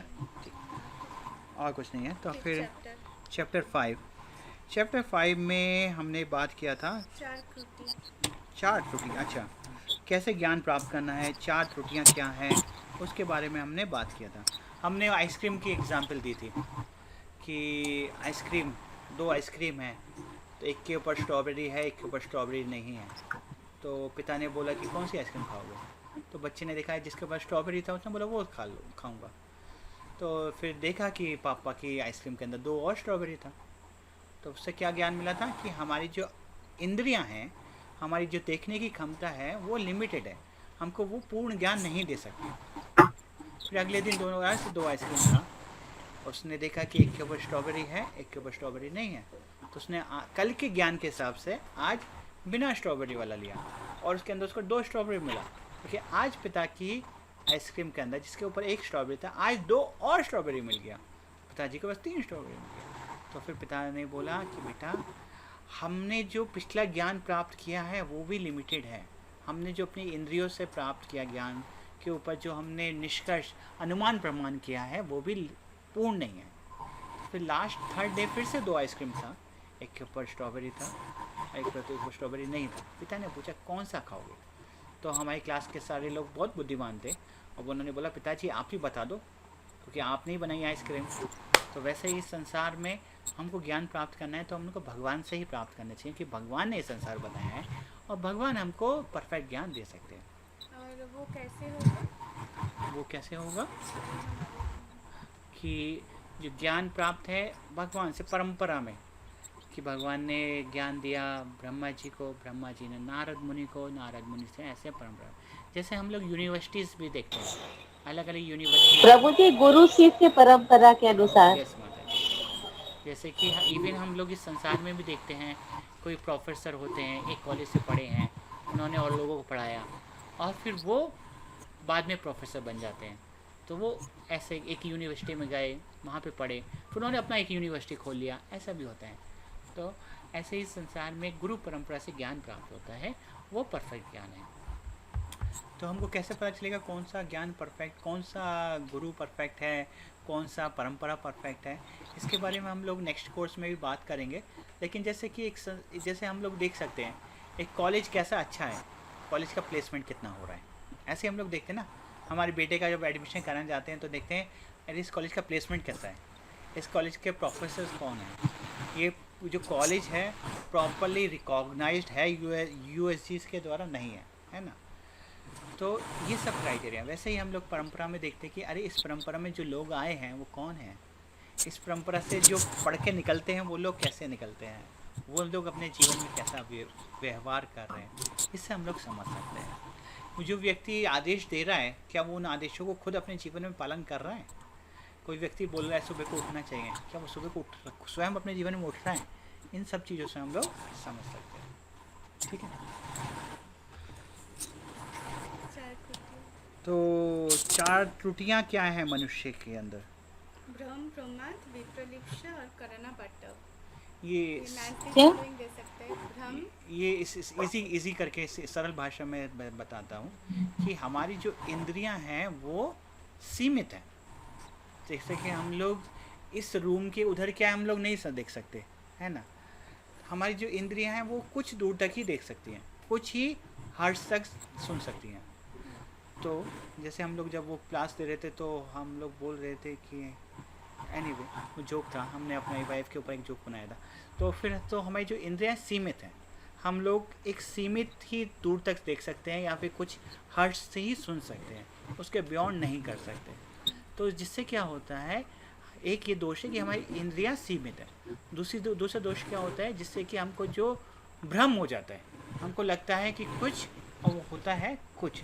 जैसे मिराज, हमको लग रहा है कि वहाँ पे पानी है और पानी नहीं है, मरुभूमि में जैसा होता है। और जिससे हम लोग क्या कहते हैं त्रुटि कर देते हैं। ठीक है, तो इंद्रियां सीमित होना, इंद्रिया सीमित होना को बोलते हैं करनापट्टव। ये टिपिकल वर्ड क्यों याद करवा रहे हो हमारे लोगों को? कुछ सीखना नहीं चाहिए। करणपट हम तो हिंदी में कहीं पढ़ते भी नहीं है भाई, मैंने भी पहली बार सुना। कहाँ है हमारे पास? नहीं है, नहीं है। Bengali word. हाँ, हमको तो हिंदी के सर एक बेंगोली वर्ड है सर। अच्छा, ये बंगाल कॉमन है क्या? तो हमको थोड़ा सा अजीब लग रहा था। ठीक है, तो ये त्रुटियाँ करते हैं, ठीक है, भ्रमित हो जाते हैं। और एक है कि चीटिंग प्रोपेंसिटी है, जैसे कि बहुत सारे एग्जाम्पल देखते हैं, जैसे कभी कभी नोबेल laureates चीटिंग कर देते हैं। तो ये 4 है, इंद्रिया सीमित होना, ठीक है, त्रुटि करना, भ्रम होना और चीटिंग करना। इंद्रियों की अपूर्णता। ठीक है, ये ईशोपनिषद जब हम बुक पढ़ेंगे तो उसमें पोपा जी बहुत अच्छे से एक्सप्लेन कर सकते हैं। यस, सोनी माता जी कुछ बोल रहे हैं? हरि बोल, गलती से लग गया था प्रभु। तो ये हमारी 4 त्रुटियां हैं, और जो वेद से ज्ञान प्राप्त होता है वो इन त्रुटियों से अभव है। जैसे कि कुछ एग्जाम्पल दे सकते हैं कि वेदों से जो ज्ञान प्राप्त होता है वो इन त्रुटियों से अभव है। 2 एग्जाम्पल्स के बारे में शायद हमने बात किया था। यस, कोई बता सकते, कोई याद है किसी को? एक था कि कौन शेल, शंख। शंख जो है एक सिप्पी का हड्डी है। अगर किसी व्यक्ति के हड्डी को स्पर्श करते हैं तो हम लोग अपवित्र हो जाते हैं, हमको स्नान करना चाहिए। लेकिन वहीं शंख को बजाने से, शंख को स्पर्श करने से वो एनवायरनमेंट शुद्ध हो जाता है। या फिर मूत्र, ये मल मूत्र, किसी भी जानवर का मल मूत्र स्पर्श हो जाने से हम लोग अशुचि हो जाते हैं। लेकिन गाय का गोबर या मूत्र स्पर्श करने से हम लोग शुद्ध हो जाते हैं। ये वेदों में लिखा है और यही है, ठीक है। तो ये 2 एग्जाम्पल्स हैं, और कुछ एग्जाम्पल है? एक मोर पंख है। मोर पंख का क्या मोर example? पंख। बताइए मोर पंख का क्या एग्जाम्पल था? मोर पंख भी वो भी एक डेड एनिमल का वो है, लेकिन वो पक्षी का वो पंख है, तो वो भी अशुद्ध होगा। वो भी अशुद्ध होगा, लेकिन वो भगवान की पूजा में यूज होता है क्योंकि वेदों में लिखा है, ठीक है। प्रभु जी, गंगा जल का हम ये क्लास अच्छी नहीं थी तो हमको ये पता नहीं है, गंगा जल ये कैसे? हाँ, गंगा जल अच्छा, जैसे ये कोई भी पानी हम रखते हैं तो वो खराब हो जाता है कुछ दिन बाद, लेकिन गंगा जल आप सालों साल रख देंगे कुछ नहीं होगा। गंगा में इतना कचरा हम लोग फेंकते हैं तब भी गंगा शुद्ध है। तो ये सब शास्त्र में लिखा हुआ है। प्रभु जी, मोर पंख का क्या है उसका एग्जाम्पल? मोर पंख का एग्जाम्पल ये है कि जैसे पंख भी जो है वो किसी, मोर पंख है वो मोर का एक पंख है, तो देखा जाए तो वो भी एक एनिमल का पार्ट है। तो वो जैसे कबूतर का पंख है तो वो उसको हम लोग अशुचि मानते हैं। अशुचि मतलब वो शुद्ध नहीं है। हाँ, जैसे हमारा बाल पूजा के टाइम गिरेगा तो वो शुद्ध नहीं होता है। लेकिन मोर पंख भगवान की पूजा में यूज होता है, ये बता रहे क्योंकि वेदों में लिखा है। तो 3 प्रकार के प्रमाण क्या हैं? किसी चीज को प्रमाणित करने के लिए 3 प्रमाण हैं। वो क्या प्रमाण है? प्रत्यक्ष, अनुमान और शब्द प्रमाण। सही है। प्रत्यक्ष प्रमाण, अनुमान और शब्द प्रमाण। प्रत्यक्ष जो हम लोग इंद्रियों के द्वारा प्राप्त करते हैं, अनुमान जो उस पिछले ज्ञान के आधार पर हम लोग ज्ञान प्राप्त करते हैं, अनुमान, और शब्द प्रमाण जो हम लोग किसी से सुनकर ज्ञान प्राप्त करते हैं, शब्द प्रमाण। शब्द प्रमाण ही बेस्ट है, ठीक है। इसका शास्त्र का रेफरेंस। और एक्चुअली मयूर पंख का मेरा याद आया, एक्चुअली उसको शुद्ध मानते हैं इसलिए कि जितना भी जीव होता है वो संभोग करने से कोई सृष्टि होता है उसके माध्यम से, लेकिन पीकॉक संभोग नहीं करते हैं। वो यस, फीमेल पिकॉक का टीयर्स को ड्रिंक करते हैं जिससे वो, मेल पिकॉक के टीयर को शायद ड्रिंक करते हैं जिससे वो प्रेग्नेंट हो जाते हैं। एनीवे, लेकिन हमको ऐसे देखना है कि भगवान के आनंद के लिए मोरों ने डांस किया और भगवान ने वो मोर पंख उनको आदर देने के लिए अपने सर पर ग्रहण कर लिया, इसलिए वो हमारे को पवित्र है। तो हमने 3 त्रुटियों के बारे में बात कर लिया, त्रुटियों के बारे में बात कर लिया। 4 त्रुटि क्या हैं, और हमने वेदों को बता दिया वो त्रुटियों से परे हैं, उसके एग्जाम्पल की बात कर ली।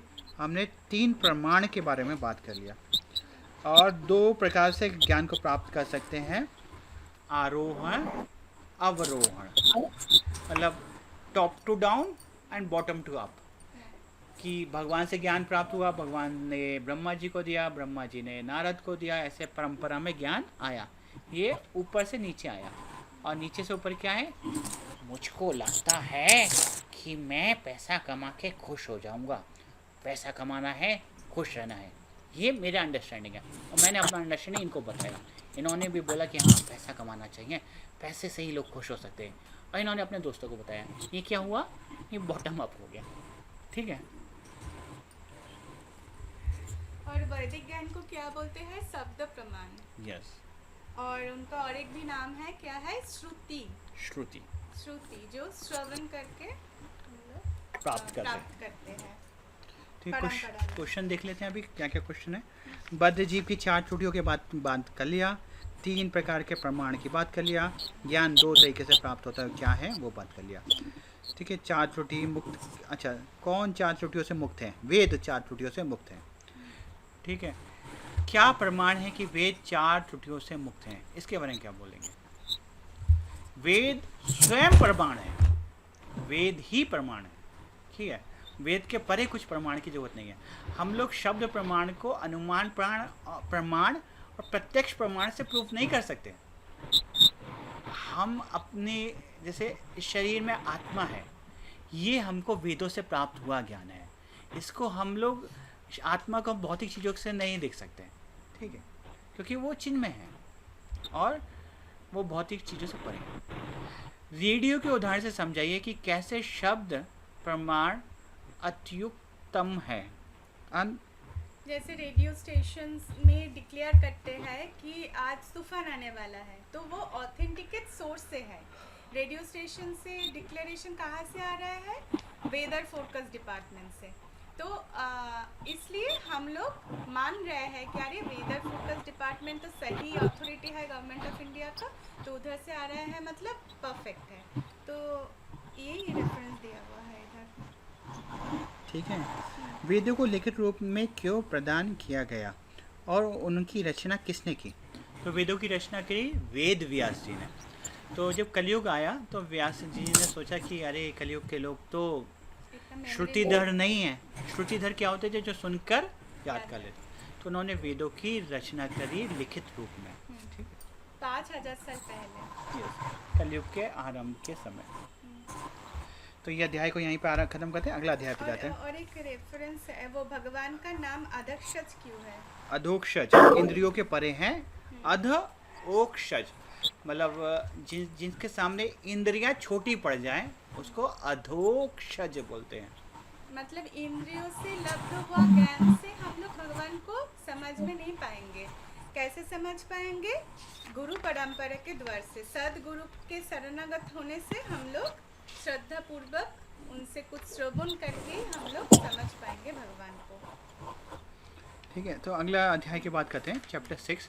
चैप्टर 6 में हमने बात किया कैतव धर्म क्या है और वास्तविक धर्म क्या है। इस अलग अलग धर्मों के हैं, क्या वास्तविक धर्म है, तो उसके बारे में हमने ऑलरेडी भी बात किया।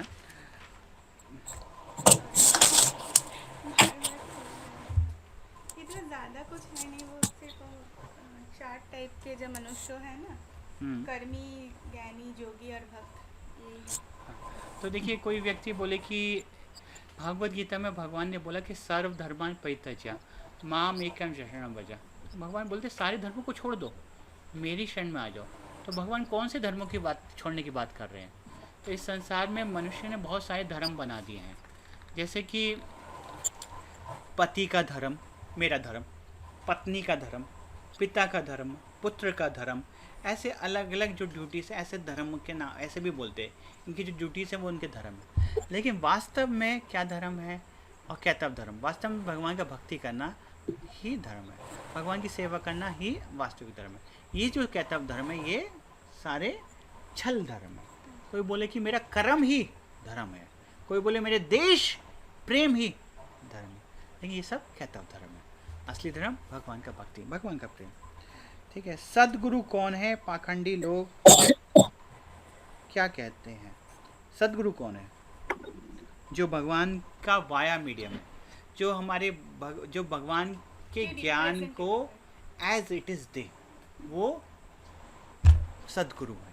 जो भगवान को प्यार करने सिखाए, जो भगवान की तरफ हमको ले जाए, वो सदगुरु है। जो स्वयं भगवान को प्रेम करता है और हमको भगवान की सेवा में, भगवान का प्रेम में लगाता है, वो सदगुरु। ठीक है, और बाकी सब फिर से रिपीटेशन होगा इस चैप्टर का। ठीक है, तो अगले अध्याय में आते हैं, चैप्टर 7 में। चैप्टर 7 में हमने पुनरागमन, जन्म, आत्मा के बारे में बात किया था। पुनरागमन होता है, पुनरागमन के बारे में बात किया था। इसमें क्वेश्चंस क्या हैं, क्वेश्चंस के ऊपर बात कर लेते हैं। इधर इम्पोर्टेंट एक ही चीज़, बाकी सब क्वेश्चन ऐसा नहीं देते हैं। बता दीजिए क्या है इम्पोर्टेंट। वो दया सुचिता सत्यवतिता तप। पहले क्या डिस्कशन हुआ था इस पहले ये बताइए ना, चैप्टर 7 में क्या था? पुनरागमन, पुनर्जन्म का विज्ञान क्या है? ठीक है, देखिए हमने इसमें बात किया था, 2 शिशु हैं जो का जन्म होता है। एक शिशु, एक माता पिता उच्च घर में, एक व्यक्ति, एक शिशु का जन्म हुआ बहुत बड़े घर में, एक शिशु का जन्म हुआ बहुत गरीब घर में। कोई बहुत सुंदर है, कोई बहुत सुंदर नहीं है, कोई अंबानी का पुत्र बना, कोई अदानी का पुत्र बना, कोई गरीब आदमी का पुत्र बना। तो ये कैसे होता है? अगर भगवान सबको प्रेम करते हैं, भगवान इक्वली प्रेम करते हैं, तो फिर ये क्यों हुआ? तो कोई जन्म से ही बीमार हुआ, कोई जन्म से स्वस्थ हुआ, तो ये हमारे पिछले जन्मों के कर्मों के अनुसार हुआ। ठीक है। भक्ति योग ग्रहण करने का सुविधा क्या है? भक्ति योग चयन करने का सुविधा क्या, बताइए, मुझे तो पता नहीं। अरे एक्चुअली भक्ति योग ग्रहण करने से हम ये ख़त्म नहीं होता है, आपके अकाउंट पे क्रेडिट होते जाएगा। हाँ, इस जीवन में आप जितना भक्ति कर रहे हैं, नेक्स्ट जब आपको जन्म मिलेगा दूसरा कोई देह में, तब वही से स्टार्ट होगा। और जब कर्म की बात कर रहे थे तो हमने बहुत सारी कहानियाँ भी सुनाई थी आप लोगों को, याद होगा तो एक साधु का हाथ काटने का, गाय का एग्जाम्पल। ठीक है, तो ये कर्म जो बहुत कॉम्प्लेक्स है, लेकिन जब हम भक्ति करते हैं तो ये जितने भी कर्म हैं उन सब से हम लोग मुक्त हो जाते हैं। हम जितने भी कर्म करते हैं वो कर्म हमारे बीज रूप में हमारे साथ रहते हैं और वो अलग अलग समय में फूट कर रिजल्ट देते हैं। लेकिन जब हम भक्ति करते हैं तो भक्ति में रानी उन सारे बीजों को फ्राई कर देती हैं, और फ्राई कर देती हैं तो वो फिर फ्रूटिफाई नहीं होते। ठीक है, तो जब हम भक्ति करते हैं तो हम इन सारे कर्मों से मुक्त हो जाते हैं, तत्क्षण मुक्त हो जाते हैं। ठीक है। और हमारे समाज में 4 मेन प्रॉब्लम है जिसकी वजह से हम लोग प्रॉब्लम फेस करते हैं, और वो नियम हम वो सब प्रॉब्लम को हम ओवरकम करेंगे तो 4 नियम पालन करके हम अच्छा शुद्ध जीवन जी सकते हैं। तो वो 4 क्या है? 4 पॉइंट। क्वेश्चन बहुत कॉम्प्लेक्स करके पूछते हैं आप। हाँ, लोग समझ नहीं पाते क्वेश्चन। आप सीधा करके बता दीजिए। 4 नियमों का पालन के बारे में बताया गया इस्कॉन में। ये 4 नियम क्या हैं? कौन बता सकते हैं? प्रभुपाद जी ने 4 नियमों के पालन के बारे में बात करी कि हमको ये 4 नियमों का पालन करना चाहिए। वो 4 नियम क्या हैं?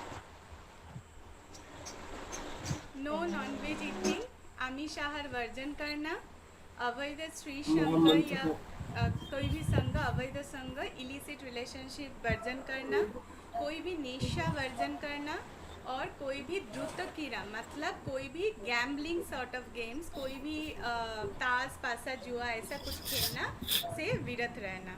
ये 4 नियम हम लोग पालन करेंगे तो समाज के 4 पिलर स्ट्रॉन्ग रहेगा। समाज के 4 पिलर क्या क्या है उसको याद करने के लिए हमने एक फॉर्मूला शायद आपको बताया था, match, MATCH। Match is mercy, Daya, A for austerity, तपस्या, T for tolerance, सहनशीलता, MATC, C for cleanliness, सुचिता। ये 4 जो है धर्म के पिलर हैं। H is holiness। अच्छा, T ट्रूथफुलनेस था, ट्रूथफुलनेस, सत्यता, जो कि अभी कलयुग में केवल ट्रूथफुलनेस ही बचा है। बाकी सारे जो है दया चला गया, मर्सी चला गया, तपस्या चला गया, क्लीनलीनेस चला गया। और शास्त्रों में भागवतम में लिखा है ये धर्म जो है एक बुल के समान है जिसकी 3 टांगें डिस्ट्रॉय हो गई, 4थी टांग थोड़ा बचा है धर्म, वो भी सत्यता, वो भी अभी जा रहा है। तो मैच इज मर्सी। मर्सी मतलब मांसाहार वर्जन करने से हमको क्या होगा? जीव के ऊपर दया होगा। तो मांसाहार वर्जन, दया। जब हम दया करेंगे तो हम लोग मांसाहार नहीं करेंगे, मांसाहार नहीं करेंगे, जीवों की हत्या नहीं करेंगे। जो दयावान है वो कभी भी मांसाहार नहीं करेगा। ए फॉर क्या है? ए फॉर है ऑस्टेरिटी। ऑस्टेरिटी मतलब तपस्या, मतलब वो भोग नहीं करेगा, नहीं, नेशा नहीं करेगा। ठीक है, नेशा नहीं करेगा तो वो तपस्या कठोर तरीके से तपस्या कर सकता है। टी है ट्रूथफुलनेस, जो अगर सत्य बोलेगा तो जुआ नहीं खेलेगा। जुआ नहीं खेलेगा, जुआ ताश पासा ये सब नहीं खेलेगा, ध्रुव तो कीड़ा नहीं करेगा। और जो सी है क्लीनलीनेस, जो अपने मन और शरीर से शुद्ध है, वो अवैध संग नहीं करेगा। तो इन 4 नियमों का पालन करेंगे तो 4 चीज़ों से बचेंगे। ये धर्म के 4 पिलर हैं, ठीक है। ये अच्छे से याद रखिएगा दोबारा से। क्या धर्म के 4 पिलर हैं? दया, चाय चाय तो पी सकते दया हैं। है, ऑस्टेरिटी है, ट्रूथफुलनेस है और क्लीनलीनेस।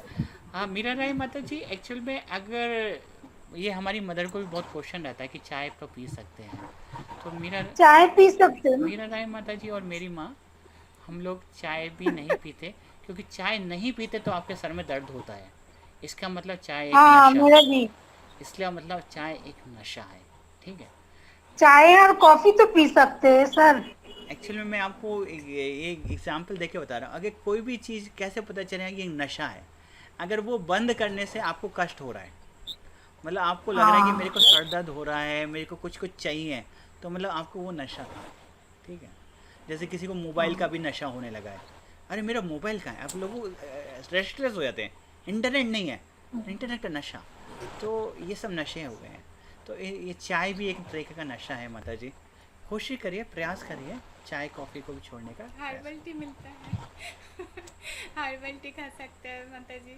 हमारी मम्मी जी मुँह छुपा छुपा के हंस रही हैं, तो कोशिश करिए कि चाय भी छोड़ने का।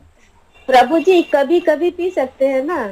हाँ, अगर बहुत ही ज़्यादा कुछ कष्ट बात तो एक ही हो गई ना कभी कभी कम पीना ज्यादा पीना, बात तो एक ही हो गई।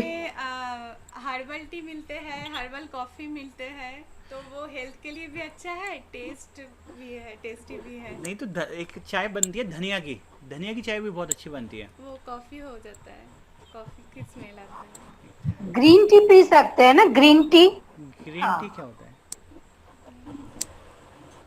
ग्रीन टी क्या होता है मुझे पता नहीं, लेकिन हाँ अगर आजकल नया निकली है। मुझे नहीं पता मतलब। एक्चुअली चाय पत्ता में जो कंपोनेंट्स होते हैं, कैफीन होता है, वो अच्छा नहीं है। हाँ नहीं वो हर्बल टी है सर। अच्छा, ग्रीन टी प्रभु जी हर्बल है। हर्बल ग्रीन टी होता है। हर्बल हाँ, है, हाँ, लेकिन हाँ। वो चाय के पत्ता से ही तैयार होता है। पता नहीं, ठीक है। नहीं, अगर उसको एक दिन अगर आप नहीं पियेंगे तो आपको सर दर्द नहीं हो रहा है, तो मतलब वो नशा नहीं है, ठीक है। चलिए, ये टेस्टिंग हो गया। तो ये हो गया आज का ये अभी अध्याय। प्रभु जी आप सोचे कि ये झमेला हटाते हैं, चलो कुछ भी बोलकर इस झंझट से मुक्त होते हैं। एक्चुअली पहले ना ये ऐसा प्रॉब्लम होता है, मेरे माँ तो सारा दिन में 15-20 कप चाय पीते थे। तो अभी जब वो भक्ति में आए, तब प्रसाद लेने के बाद उनको प्रॉब्लम नहीं होता है अभी, और ज़्यादा प्रॉब्लम होता है तो हर्बल पी लेते हैं। अब जल्दी से करते हैं भाई, 9 बज गए हैं ऑलरेडी। हाँ हाँ, मैराथन कितने बजे चलेगा ये मैराथन? ये और 10 मिनट में ख़त्म हो जाएगा। ठीक है। तो चैप्टर 8 ना। या तो फिर इसमें हमको ने हरे कृष्ण महामंत्र के बारे में बात किया था, और हरे कृष्ण कृष्ण कृष्ण हरे हरे, हरे राम राम राम हरे हरे। हरे कृष्ण में 16 वर्ड्स रहते हैं, राम राम हरे हरे। 16 शब्द रहते हैं, 16 शब्द में बीच शब्द 3 है। क्या क्या है? हरे कृष्णा एंड राम। हरे मतलब हरा, जो राधा रानी है, राधा रानी जो भगवान की शक्ति है, ठीक है। और कृष्ण मतलब भगवान श्री कृष्ण, और राम मतलब जो रमन करते हैं, राम बलराम। बलराम जी। ठीक है। और भगवान के 3 शक्ति होते हैं, तथस्थ शक्ति, अंतरंग शक्ति और बहिरंग शक्ति। तथस्थ शक्ति, अंतरंग शक्ति और बहिरंग शक्ति। तथस्थ शक्ति क्या है? हम जीव जो तट पे है, जो कभी इधर माया में, कभी भगवान की सेवा में। या जो तट जो होता है, कभी गीला हो जाता है, कभी सूख जाता है। वैसे जीवात्मा जो तट पे है, वो बैंक पे है, तो तटस्थ शक्ति है। मीन्स समुद्र के किनारे, ये सोच के रखना, समुद्र के किनारे पे हम लोग हैं, नहीं समुद्र पे है, नहीं जमीन पे है, तो मिडिल पे है। तो तथस्थ शक्ति, जीवात्मा। अंतरंग शक्ति क्या है? भगवान का खुद का इंटरनल पोटेंसी, भगवान का जो अंतर का शक्ति है, श्रीमती राधा श्रीमती रानी। राधा रानी। और और बहिरंग शक्ति मतलब बाहर का, ये संसार जो क्रिएशन है वो भगवान का बहिरंगा शक्ति है, जड़ जगत, दुर्गा देवी। दुर्गा देवी। ठीक है। बस यही है।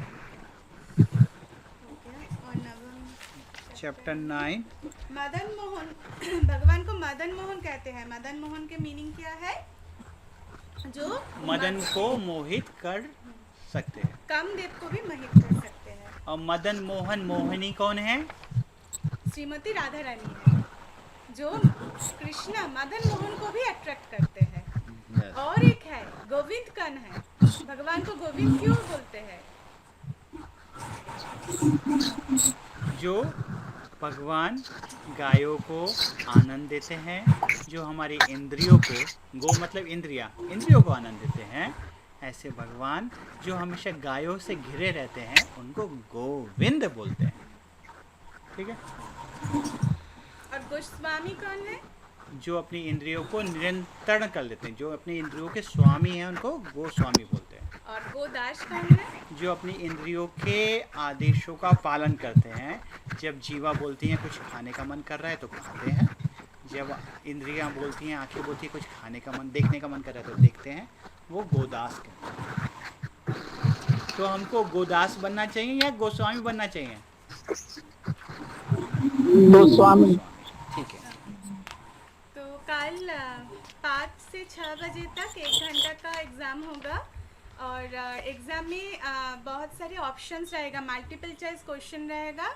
आपको लिंक भेजा जाएगा, वो लिंक पे क्लिक कीजिएगा, एक क्वेश्चन ओपन होगा, उसमें जो भी सही आंसर है उसमें क्लिक करना होगा। ठीक है। और 1 मार्क का क्वेश्चन रहेगा तो एक आंसर, 3 या 5 मार्क का रहेगा तो मल्टीपल आंसर्स हो सकता है। और सबमिट करने के बाद आपका नाम आएगा, नाम लिख के फाइनल सबमिशन कर दीजिए। और जो लोग फॉर्म फिलअप अभी तक नहीं भेजे, फॉर्म फिलअप करके वो काइंडली फॉर्म फिलअप करके भेज दीजिए। जिसके पास प्रिंट आउट लेने का समस्या हो रहा है वो आप लोग डिटेल्स हमको पर्सनली मैसेज कर सकते हैं, सब इंफॉर्मेशंस देकर हम लोग भर देंगे। और अच्छे से एग्ज़ाम का प्रिपरेशन करिएगा। और देखिए जब एग्ज़ाम होता है तो वो स्टूडेंट्स का एग्ज़ाम नहीं होता है, टीचर्स का भी एग्ज़ाम होता है। तो आप लोग पास हो जाएंगे तो हमको लगेगा कि हम पास हो गए। ठीक है। तो आप सब लोग पास हो जाइएगा, फेल को भी मत होइएगा। अगर आप फेल हो जाएंगे तो मतलब हमको लगेगा हम फेल हो गए, हम पढ़ा नहीं पाए सही से आपको। मंदिर में हम लोग सर कितने नंबर के मार्क्स होंगे? कितने नंबर के मार्क्स होंगे वो सरप्राइज है। और आप चिंता मत करिए, जितना भी होगा अच्छा ही होगा और आसान होगा। बस आप पढ़िएगा, अपना प्रेजेंस ऑफ माइंड रखिएगा, जो क्लास में सुना है, जो आज हमने बोला और अभी तक क्लासेस में बोला उसमें से ही आएगा। और बहुत मल्टीपल चॉइसेस रहेगा। आप क्वेश्चन पढ़िएगा, चॉइस राइट और नो नेगेटिव मार्किंग। ठीक है। और सोनिया माता जी और सुनीता भाभी, आप दोनों, आपके जितने भी रिलेटिव्स हैं जो क्लास आज नहीं कर पाए, उनको काइंडली कोऑर्डिनेट कर दीजिए कि कल का एग्ज़ाम वो दे। हाँ, ज़रूर दे और फॉर्म फिलअप करके इन्फॉर्मेशन भेज दीजिए। ठीक है, बोल देंगे। हरे कृष्ण प्रभु जी, हरे कृष्ण माता जी। तो जी एक चीज हमको समझ में नहीं आया, हम लोग जो आप लोग फॉर्म भेजेंगे तो हम लोग क्या उसको कॉपी करेंगे? नहीं, वो ऑनलाइन एग्जाम रहेगा। अच्छा, ये जो कौन सा वाला एग्जाम का फॉर्म बोल रहे हैं या फिर जो नहीं, ये आप फॉर्म फिलअप कर दिए हम लोग। ये जो कल हम लोग जो आंसर जाएगा वो क्या रहेगा? कॉपी पेन से हम लोग को लिखना है? नहीं, आपको बस टिक मार्क करना रहेगा। वो गूगल फॉर्म में हम लोग बनाएंगे, गूगल फॉर्म में एग्जाम रहेगा। जैसे ऑनलाइन क्विज रहते हैं ना, ऑनलाइन क्विज रहते हैं, आपके बच्चे अभी बहुत देते होंगे लॉकडाउन में, वैसे ऑनलाइन क्विज रहेगा। जस्ट एक लिंक आएगा, उस लिंक पे क्लिक करेंगे तो एग्जाम स्टार्ट हो जाएगा। उसमें आप अपना नाम एंटर करिएगा और क्वेश्चंस के आंसर करते जाइएगा। और नीचे सबमिट बटन रहेगा, सबमिट बटन करने से आपका सबमिशन हो जाएगा। और माता जी वो जो फॉर्म है उसको प्रिंट आउट निकाल कर फोटो क्लिक करके देना है? श्रद्धावन बुक दिया है ना, तो जिसके पास श्रद्धावन बुक है, श्रद्धावन बुक पे एकदम लास्ट पेज में फॉर्म है, तो वो फॉर्म फिलअप करिए, फिलअप करके अच्छा से फोटो खींच के हमको पर्सनल नंबर पे भेज दीजिए। और जिसके पास बुक अभी तक नहीं है वो लोग प्रिंट आउट करके इंफॉर्मेशन को लिख के उसके बाद फोटो खींच के भेज सकते हैं। जिसके पास प्रिंट आउट लेने का ऑप्शन नहीं है वो लोग पर्सनली सब इंफॉर्मेशन हमको तो मैसेज पेपर पे लिख पेपर पे के फोटो भेज के भेज दीजिए। पेपर पे लिख के फोटो खींच के भेज दीजिए। ठीक है। तो हरे कृष्णा कृष्णा कृष्णा हरे कृष्णा हरे राम हरे राम राम राम हरे कृष्णा में शुभ रात्रि। और कोई भी प्रॉब्लम हो तो जरूर कॉल करना, हम लोग हैं आप लोग के सेवा में। ठीक है। तो कल शाम को हम 5 बजे ये लिंक एक्टिवेट कर देंगे और इसी लिंक में मीटिंग में हम लोग लिंक भेजेंगे आपको और आप लोग ऑनलाइन आइएगा, एग्जाम दीजिएगा। जी ठीक है जी माता जी, बहुत बहुत धन्यवाद। धन्यवाद साधना गुप्ता जी। धन्यवाद माता जी प्रभु जी। हरे कृष्णा हरे कृष्णा माता जी। हरे कृष्णा हरे कृष्णा। आशी हरे कृष्णा वांछा करते हरे कृष्णा। हरे कृष्णा जी। हरे कृष्णा हरे कृष्णा।